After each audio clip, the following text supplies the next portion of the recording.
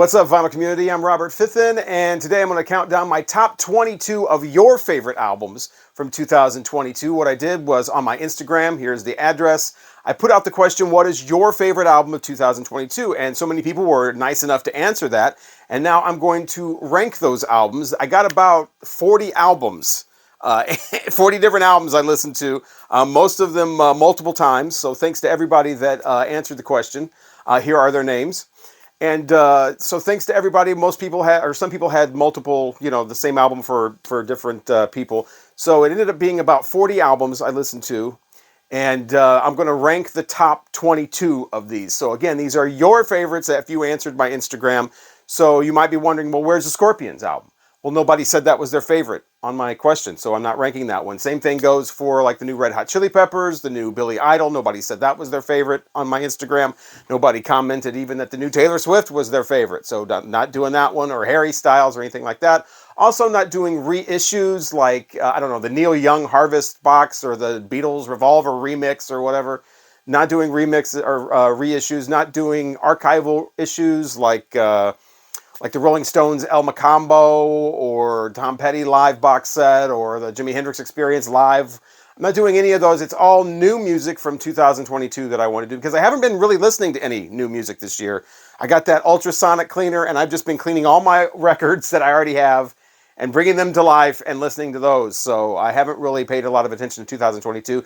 So this is kind of a way I thought I'd do get like a little crash course in the music of the year, is asking you what your favorites were, and once again, thank you for answering it. Number 22, I've got the London Suede with Auto Fiction. It's good to see these guys back. Of course, they are Suede everywhere but the U.S. It's one of those things where they had to change their name for the U.S. market because of another band or something, like the UK Squeeze or the London or the English Beat or something like that. The London Suede is what they are here. The album is Auto Fiction, and bam, right out of the gate, these guys are obviously well rested and ready to go. A lot of energy, very urgent sounding release here. I would imagine these, especially side one, are the kind of songs that are going to sound great live in concert. I think that's what these guys are all about.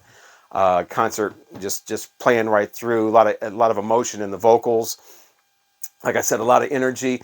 But the thing is, after song 4 or so, they all kind of start to sound the same. And it's right then that they take a detour from that with a song called Drive Myself Home, which is great. It's kind of more of a mellow kind of atmospheric sound palette. And it's just a really nice release from all of that nonstop energy of the first 4 songs or so. And then side 2 is a little bit more mellow, a little bit more involved with the sounds going on. So it's nice to have that kind of a change between the first side, the kind of the centerpiece of Drive Myself Home, and then side 2, which is a little more interesting musically. So I like side 1 is like, you put it on in the car and you fly down the interstate, and then side 2 is more of a listen to at home kind of thing. So if I get the vinyl release, I'll probably be listening to side 2 a lot more at home. So that's number 22.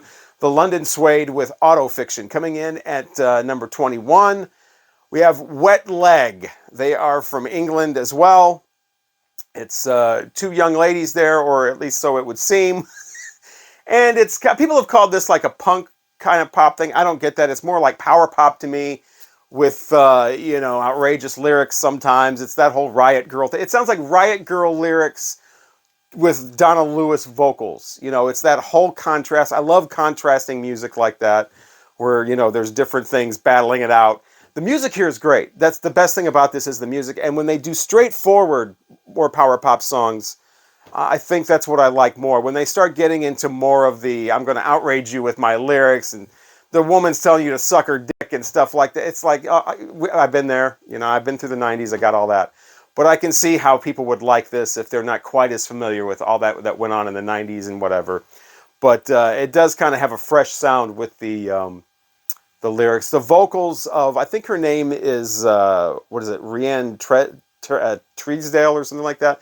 Her vocals can get a little bit annoying at times, but again, I don't think this is made for me. I'm too old for this. I'm too cynical for this.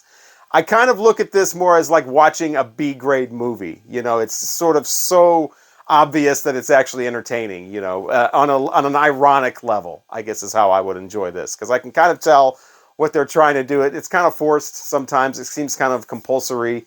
at times, but I get it, and it's fun. It's a fun album. A power pop again.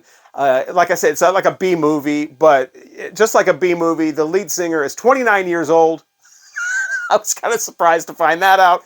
Playing somebody that's seemingly a lot younger, just like they do in the B-grade movie, like Porky's or whatever, where all the teenagers have the receding hairlines, or the bully in Christine, looking like he's 40 years old, and like, Buddy Revell, go to the office. It's like, what are you going to the principal's office for, to fill out an application or something? So anyway, Wet Leg is their name, coming in at number 21. At number 20 is a guy that I wasn't familiar with at all, from California, named Steve Lacy.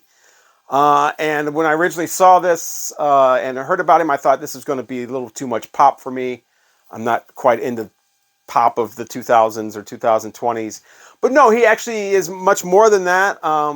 He's got real instruments. He plays the guitar. He's got a real drummer. It's a real thing.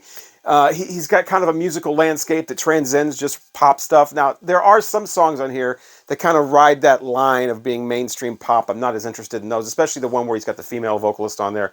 But yeah, Steve Lacy is his name. Gemini Rights is the name of the album. And it's pretty interesting. I can't wait to kind of see what this guy does next. I'd be interested to see what his next release is going to sound like, and as he kind of grows as an artist. Because like I said, there's some things here that don't interest me quite as much as other things. He kind of rides that pop line a little too closely sometimes. But there's other tracks on here that kind of remind me more of like a Prince or someone who is kind of more experimental, kind of got their own thing going on. So I'd like to see, or like to hear actually, how that develops.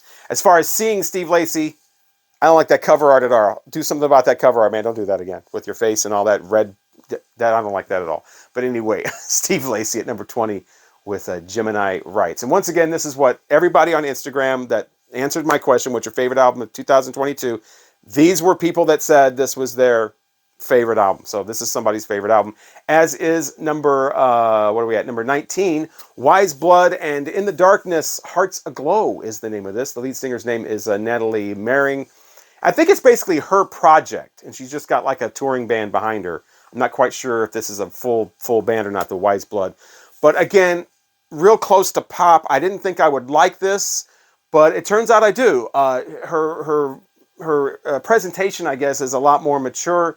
It's a lot more real. I believe her when she's singing lyrics, and her lyrics, and a lot of them have to deal with what's going on currently in society and the world, with like recovering from being isolated during the pandemic and all the feelings that come along with that.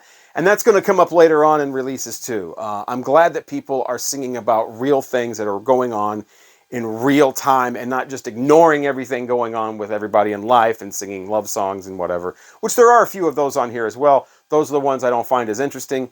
But again, a lot of interesting stuff here. She sounds very, very straightforward. I think producers, especially when you start getting into more of the pop stuff, have a tendency to think that they have to put female vocals through like 6 different processes and limiters and things like that. And she comes across crystal clear, very real sounding, very human. And I was surprised I liked this as much as I did. I did not think I was going to, I thought, okay, another pop, album. But she's a lot more than that. Once again, Wise Blood and In the Darkness, Hearts Aglow at number 19.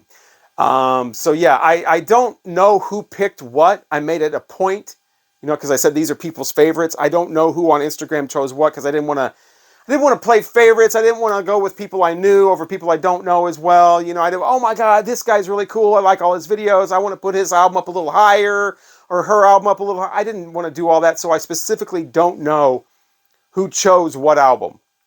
So if you want to see that for yourself, the list is still on my Instagram, and you can check that out. But yeah, hopefully if your album didn't make the list, didn't make my top 22, hopefully we can still be friends. I hate that I have to actually come out and say this, but it seems like I do. This is all subjective. This is all my opinion. Here's my sentence I always say. What a boring world this would be if we all had the same musical opinions. Isn't it great that we're all coming from different places and we all have different musical opinions? You get it, right? Okay, it's all subjective. No offense if I didn't put your album in the top 22. I'm glad that you enjoy that album. Great. It's just probably not in my... You know what? It's not in my wheelhouse. Right? If it didn't make the top 22, it's probably great. Just not in my wheelhouse.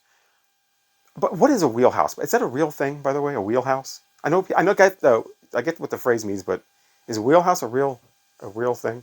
What, it sounds like something that would be in a warehouse at Dobbs Tire Center or something like. Yeah, we don't have the P125s in, but let me check the wheelhouse. Oh no, I'm sorry, we don't have that in our wheelhouse. We'll have to special order that for you. I'll just put that on with your $85 oil change. Anyway, moving on to number 18 is Spiritualized. From the 90s again, a band that's back with Everything Was Beautiful as a new release. I love their Ladies and Gentlemen, We Are Floating in Space album from the 90s, single from that, Electricity. They don't have that electronic sound as much anymore on this new one. It's more of a kind of emotional, kind of straightforward stuff going on here. They're not in space anymore, floating around, taking you on a trip, you know, got to get the headphones on. But the music's great here, and they even have like a country kind of tinge on one of the songs called Crazy. I thought that was really good. But great stuff from Spiritualized. Great to see these guys back, and they've changed up their sound a little bit. I still love the 90s stuff with Ladies and Gentlemen, We're Floating in Space, but still liking the Spiritualized. At number 17, another group I was not familiar with called King Stingray. These guys are from the Northern Territory in Australia, and I just did that video this year with the 3 full parts. I really did a real deep dive for like months into the music of Australia and all of the different parts of Australia. Not just, you know, Australia, because it's an entire, well, it's a continent, so there's all different areas. So I split the video up with the different areas, and this is from the Northern Territory. And yes, this does have a didgeridoo that makes an appearance in a few songs. It's great to hear that. I've mentioned in that video how in the 80s, Australia was huge in the United States with, you know, the Crocodile Dundee movies and everybody going around saying shrimp on the Barbie, even though Australians really don't apparently say that. You know, NXS and AC/DC and all those groups. But, the didgeridoo was something that if you saw Australia in a TV show or a movie, instantly you'd start hearing that wah, wah, wah. It didn't matter if they were in the huge city of like Sydney or something, you'd still hear that. So, but that makes an appearance in there. Some of the songs are not in English, but it's great. I love world music like this from different parts. I guess it's all part, we're all part of the world, but different parts of the world than I'm in. And yeah, great. They go from a basic jangle pop sound, which I'm not a big fan of, but when they do it with their vocal style, it has a different sound, so I like that. And then they go into all of these different sounds, so it's not the same all the way through. They've got power pop in here, they've got straight ahead rock in here, they've got, like I said, like the jangle bop thing. They do their own thing. King Stingray, it's self-titled. Check it out, it's at number 17. At number 16 is the return of Saxon with Carpe Diem. Welcome back, Biff. Still in top 4. I love the fact that the lead singer of Saxon's name is Biff. I've always loved that. These guys, of course, been around since the late 70s or mid-70s. One of the new wave of British metal bands. Not real. I'm not super familiar with Saxon. I've got a couple of their albums, as you can see, I've had for years. But Carpe Diem's great. Carpe Diem has a classic sound. You know, squealing guitars, early 90s drums like Bob Rock produced stuff. But this is not the album. That's the album. Carpe Diem. Cover art again. What's with that cover art? That looks really kind of cheap. But, you know, this is better cover art. But anyway, Carpe Diem from Saxon.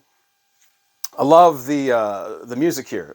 They sound fresh and at the same time got their classic sound, which is not, I'm sure, easy to pull off. But these are quality songs. I think that's the difference here. It's not just some band that's like going, oh, we got to make another album. I know, we're 65 years old. How are we going to do this? They sound energetic. They sound fresh. They sound like they want to do this. And that's not always the case with these bands that have been around for 40 years or so. So hats off to Saxon for still keeping the energy, keeping it sound fresh, but at the same time, sounding like themselves. They sound like Saxon. If you like Saxon, you're going to love this album because, like I said, it's Saxon, but the notch of quality of the individual tracks is turned up from probably what you'd expect from a band on their, you know, albums that they're putting out at this point in their career. So that's at number 16, Saxon with Carpe Diem. Another album I didn't expect to make the list. I saw Saxon, I'm like, okay, I get what this is going to be. And no, I was actually really pleasantly surprised. So moving on to number 15, we have The Smile, and A Light for Attracting Attention is the name of the album. It is the offshoot, one of the offshoots from Radiohead. You've got Tom York in here, as well as the drummer, Mr. Greenwood, as part of this as well. And big fan of Radiohead, of course. Got a lot of their CDs. I think that, you know, Kid A's all right. And OK Computer. One of my favorite albums of all time. So I was excited to hear what one of the offshoots sound like, kind of the side projects, because I'm not really familiar with those. I know they got a few of those and a few solo albums as well. So I was really looking forward to The Smile. I saw this as a couple of people's favorite album of the year. Was really looking forward to it, and it's okay. It's not, I had a high bar set for them, and it's pretty good. I love some of the songs, like the drumming especially. In songs like The Same is great. And then there's songs like You'll Never Work in Television Again, which I don't care for at all. So it's kind of a polarizing thing for me on this album.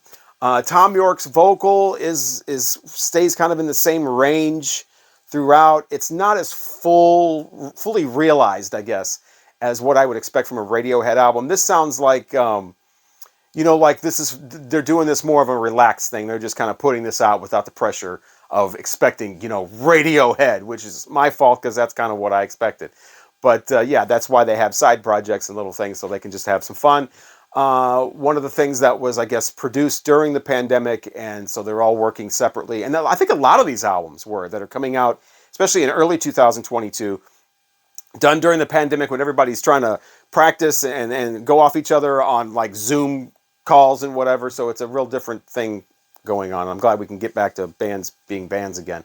But with this one, I think it was very polarizing. I love some of the other stuff on here. I was not, didn't care for much at all. It does have a lot of adventurous kind of sounds, a lot of, different time signatures and whatever. It's not your 4/4 disco beats, which is what you'd expect from something with Tom York and company. But yeah, The Smile at number 15. Something to check out, but I don't know if I'll get this on vinyl or not, because I think I'd have a tendency to start skipping over tracks. Moving on to number 14, another band that's back, the Afghan Wigs. I've got a couple of their releases, liked them since college, with like this one, Black Love and Gentlemen and all those. Their latest is called How Do You Burn? Man, it's like the London Suede. It comes out of the gate, bam, that first track just sets it off, and I'm like, this is going to be great. I'm going to like this. Second track, bam, 2 in a row. Third track, bam, 3 in a row. And just, again, a lot of energy, and it just comes just blasting out of the speakers. It's really great. And then, just like CDs used to do, they put all the great songs first, and it starts to kind of wind down. Like a toy car, you've wound all the way up, and then it starts to kind of, okay, now we're getting kind of the same, and we're getting, and it starts to not be as adventurous or as fun or whatever. But man, if it was an album, the first side is probably what I'd play a lot. And it's great to see Greg Dully back. They've been another band that's been out of commission for a while. And I think, wasn't Greg Dully in a coma at one point? He got beat up by like a guy working on the stage or something. They got into a fight and whatever and got put in a coma. Like, you got to respect them stage people, man. The roadies too, man. You get bulked up carrying all that stuff around. Don't mess. Obviously, but yeah, great to see him back and functioning again. But yeah, Greg Dully and company, the Afghan Wigs, and How Do You Burn? Again, somebody's favorite. I purposely didn't look who did what, but somebody's favorite album of 2022 comes in at number 14 on my list. At number 13 is Sammy Hagar and the Circus. That's right, Sammy Hagar. What? Calm down. Are you calm? That's right, Sammy Hagar. I'm in the St. Louis area. Sammy Hagar, it's a thing. Okay, we're all going to have to get over it. Okay? Sammy Hagar from Montrose. Sammy Hagar with the solo stuff. Been a big fan of Sammy Hagar for a while. Here he is live in 1980. Here he is still putting out solo stuff after Van Halen. Here he is teaming up with other people. Here he is with Van Halen. Sammy Hagar. All right? And The Circle. And Crazy Times is the name of the album. I liked it. Again, like the Saxon, I was surprised I liked this as much as I did. I knew I was going to like Sammy Hagar. I've always liked Sammy Hagar. Again, being here in this area, it's not a question who the better... Well, it is a question. It's an argument. Who the better Van Halen lead singer is? Is it Sammy Hagar or David Lee Roth? I think you go anywhere else in the country and everybody's going to say, David Lee Roth. It's not even... Why even ask that? Here, it's like people love Sammy Hagar. Sammy Hagar loves us. He comes around and does 3.5-hour-long concerts. He does things in St. Louis that he doesn't do elsewhere. I had Sammy Hagar as the greeting on my answering machine years and years ago. When we had answering machines and landlines, came in the studio, I was kidding around with him, and he, about doing my answering machine greeting, and he did it. And when you called my house and I wasn't home, he'd be like, hey, it's a Red Rocker, Sammy Hagar. Robert's not home. It was like, So yeah, I got to give it up, Sammy Hagar. And this is a great album too. I love when the older rockers, and he's way up there in age, and especially the ones that own nightclubs and have their own brand of tequila and have other things going on. I love when they still concentrate on the music and it sounds like a real thing. He's reflective. He's talking about getting older, singing about getting older.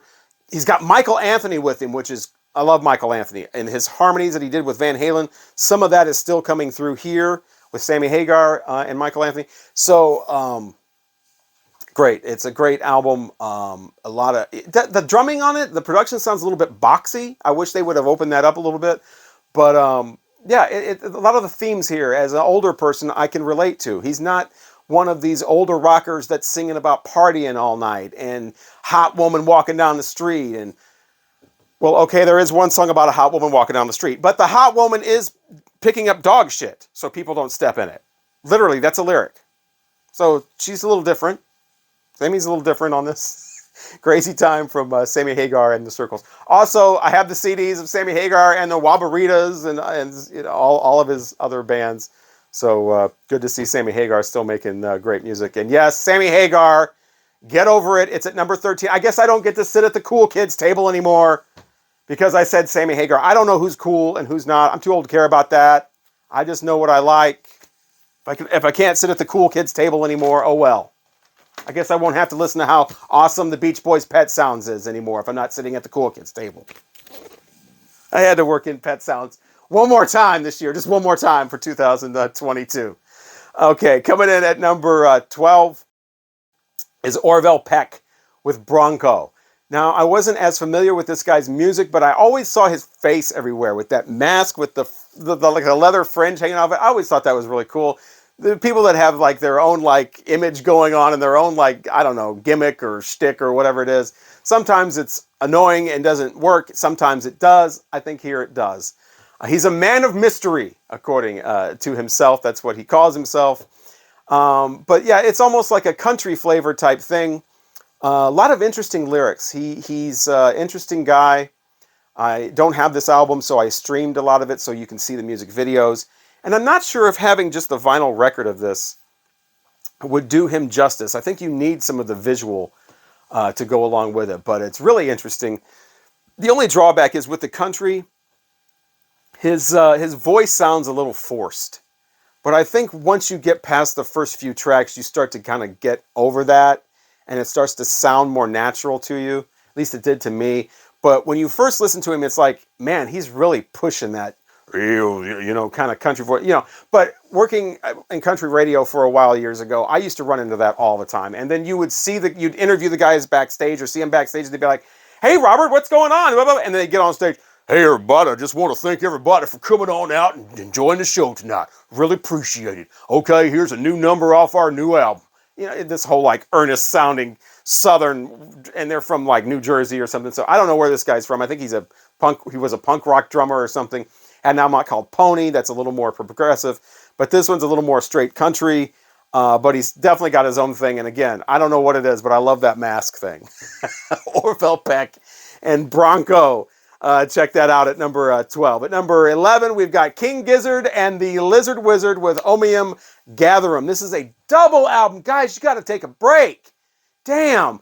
They put out 5 albums in 2022, 3 of them in the month of October. What is up, guys? The workaholic thing's starting to get a little annoying. And then a double album. So I sat through all 84 minutes of this. Of course, it's great because it's King Gizzard and Lizard Wizard. I don't know how these guys do it. And they change up their sound. They're always interesting. They're way overachievers. It's making everybody else look bad. Maybe consider that, you know. This one is a little more, I don't know, it sounds a little more dream pop. It sounds a little more mellowed out. And even the harder songs where they're trying to rock out a little more, the production of it kind of cuts that and mellows it out a little bit. There's even a hip-hop type couple of tracks in here, which I don't think they've done that before. But yeah, these guys are on their 30th something album, live albums and EPs and all that in there too. King Gizzard and the Lizard Wizard, man, you know, a lot of great stuff on here, pretty catchy stuff. I don't know how they do it, man. I really don't. Because just when you think it's like these guys are going to run out of steam, they don't, and then they put out a double album. And that's what they've done here. I still do not have any King Gizzard and the Lizard Wizard, even though I love them. I don't have any of their material on a vinyl record because I feel like they have so much stuff. To get something from them still, you don't feel like you have anything because they've got 35 more albums. So I don't know what I'm going to do. I don't think this would be my first one I would get. It's not my favorite, but it's definitely not a disappointment. So it's kind of right there in the middle, just like it's on the middle of this list, coming in at number 11. So I would probably get the Infinitum one or something like that first. But if you like more of a mellow, kind of dreamy, sound, and you've heard their other stuff and like it, I would definitely suggest this double album from King Gizzard and the Lizard Wizard, coming in at number 11.